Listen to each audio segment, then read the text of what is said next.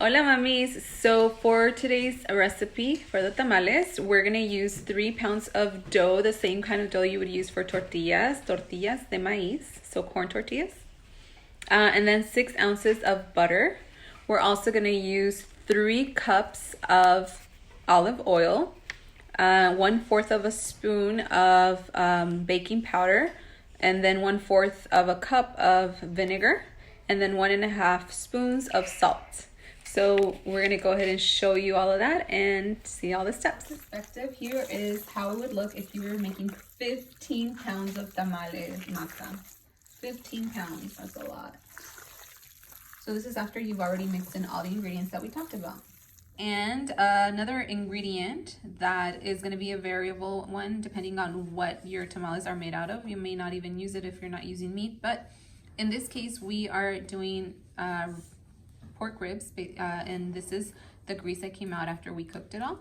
So then at the end, after you mix all of these ingredients together, then you put this to give it a little bit of a flavor. So this is the first step. You want to separate the dough into little balls. I mean, they don't have to be a concrete size or anything. The reason we're doing this is so that all the ingredients and the flavors go evenly distributed and absorbed throughout the whole dough. And so you do this to the whole dough. I mean, if you're doing 15 pounds of dough, then that's what you gotta do. In this case, it's a little bit less. It's only 3 pounds, so that's why it's a little easier. And that's what you do. The butter, and we're gonna put it in little balls all over the dough to make it easier to mix in a more even fashion. We're gonna add the salt all over the dough and mix it at the same time. And now we're adding the olive oil all over the dough to mix it all in. We're gonna start mixing little by little.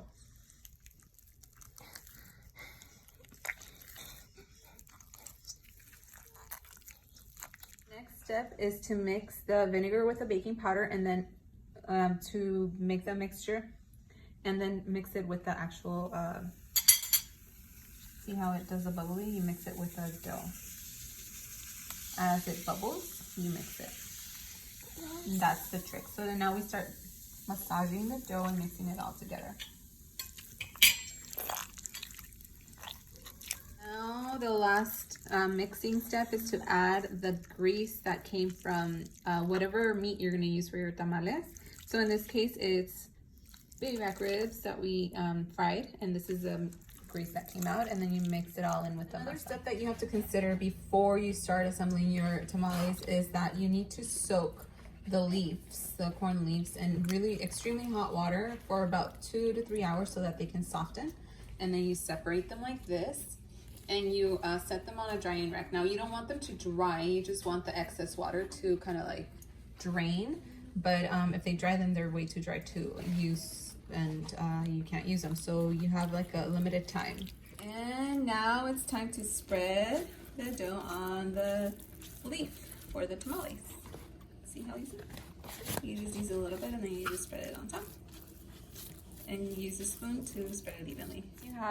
Once you have a few leaves done, you start assembling. So you first put the sauce that you're gonna use, and then you're gonna put the meat, whatever meat it is, and whatever sauce is it. It could be green, red, or whatever you choose.